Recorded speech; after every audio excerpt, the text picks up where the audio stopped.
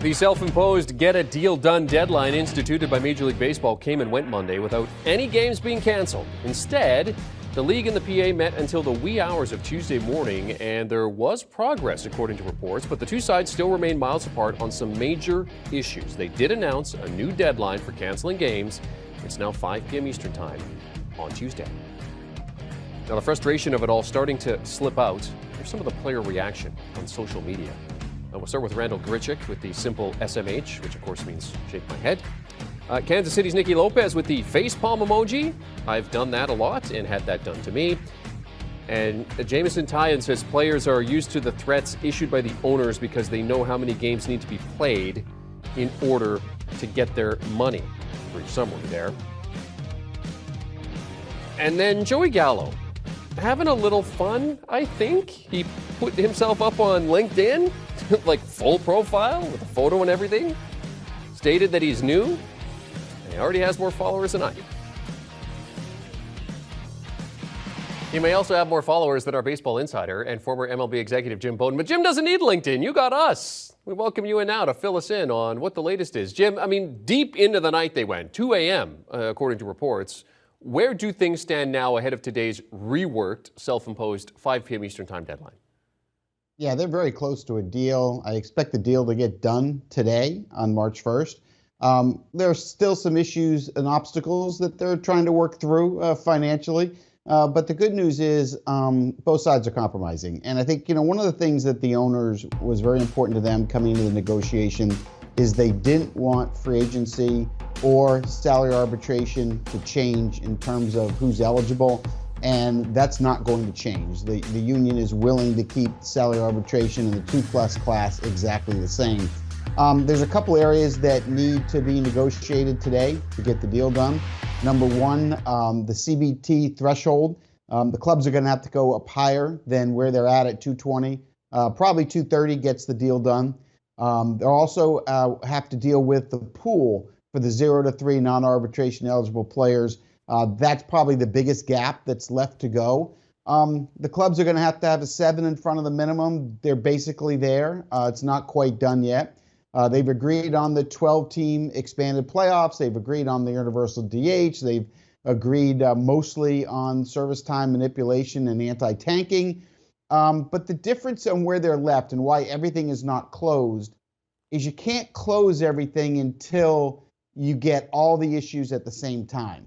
Because if the clubs are going to give on the 0 to 3, then they want the threshold to be a little bit lower. So, look, at the end of a negotiation of this magnitude, the end of it is always extremely painful. There's always broken bones and blood, if you don't mind my analogy here. And that's what we're seeing at the end. But I am confident, as I said 2 weeks ago, I said circle the date March 3rd. That's the date we need for opening day to start on time. I am confident that a deal will get done at some point today. I'm not sure it's by 5 o'clock deadline, but I believe it'll get done. And I believe the players will be in camp on March 3rd. And I believe March 31st, opening day, will be on time. And I believe that Major League Baseball will be in a much better position after this is signed than where we were going into the negotiations. All right. So, Jim, I'm going to throw cold water on all of that and just give you some scenarios. If the lockout was to drag on, if we don't get a deal done, if games are canceled, we could see how it impacts on a few milestones that were set to be reached this season. So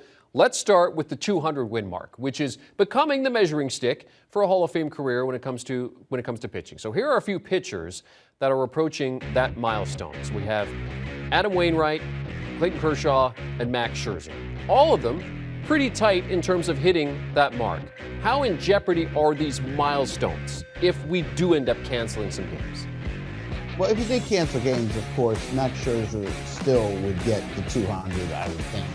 That scheme is going to score a lot of runs with the defense behind him. So I think Mighty Max is fine. However, on the other hand, the other two pitchers that you just talked about, Adam Wainwright of the Cardinals and Clayton Kershaw, who's still a free agent, I don't think there's any doubt that if there were a work stoppage, even if it was just 3 or 4 weeks, it would make it extremely difficult for either one to get to that number.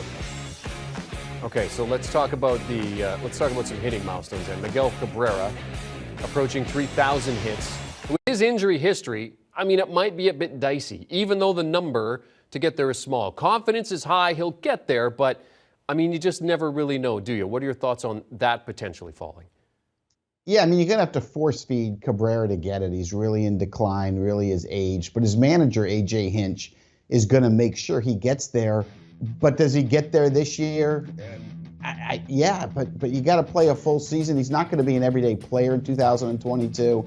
I still think he's got a good chance of getting there, but the work stoppage does affect it, and I don't see him playing in 2023. I think this is it for him. So I think AJ will do everything he possibly can to make sure he gets it, even if we have a little bit of a shortened season, as you know, which I don't expect to happen. Yeah, 13 hits away, 3 doubles from 3,000. There. Okay. So Albert Pujols and 600 doubles, by the way. Albert Pujols, interesting because of the universal DH. He doesn't have to play in the outfield anymore because of that. So what are the chances, Jim, that we could see maybe an Albert Pujols Cardinals reunion here as he chases 700? I think it's definitely possible here. And the universal DH gives it a shot. And by the way, the universal DH is so important to Albert Pujols himself because he's only 17 homers away from Alex Rodriguez. He's only 35 homers away from Babe Ruth. So if he can get enough at-bats with any of those 15 National League teams to hit maybe 17 or 18 homers this year and next, if he gets the at-bats, and I'm not sure he's going to, I mean, he legitimately has an outside shot of getting Ruth. And I remember after the first year he played, I predicted that he would get past Babe Ruth in his career. And now we're sitting there at the end and he's just 35 away. I'm not sure he gets there, but I have to agree with you. A return to St. Louis would be the most fitting end to his career. And quite frankly, when you look at the Cardinals, they don't have a lot of options right now at DH. I know Matt Carpenter is trying to make a comeback after a terrible year. But it wouldn't be the end of the world to have Albert Pujols and Matt Carpenter sharing that DH spot for the St. Louis Cardinals, hitting 7th or 8th in their lineup. Albert's certainly capable of still hitting the ball out of the ballpark. So it would really be fun and something I'm going to be watching between now and opening day where he signs, because he does have that shot of getting Babe Ruth. I mean, we do talk about the home runs, but I mean, he gets 20 hits. He's in the top 10 all time. So there's also that mark that he could certainly join that list as well, the top 10 there. Okay, you wanted to talk about Mike Trout. If we have a delayed season, if he misses more time, I mean, a guy who many believe could be one of the greatest players of all time will have lost 3 prime years to injury, pandemic, and lockout. Jim, I mean, when you look at it, I mean, how sad is that? Yeah, it's really sad because he's in the middle of his prime years. These are the years that you put up your biggest numbers.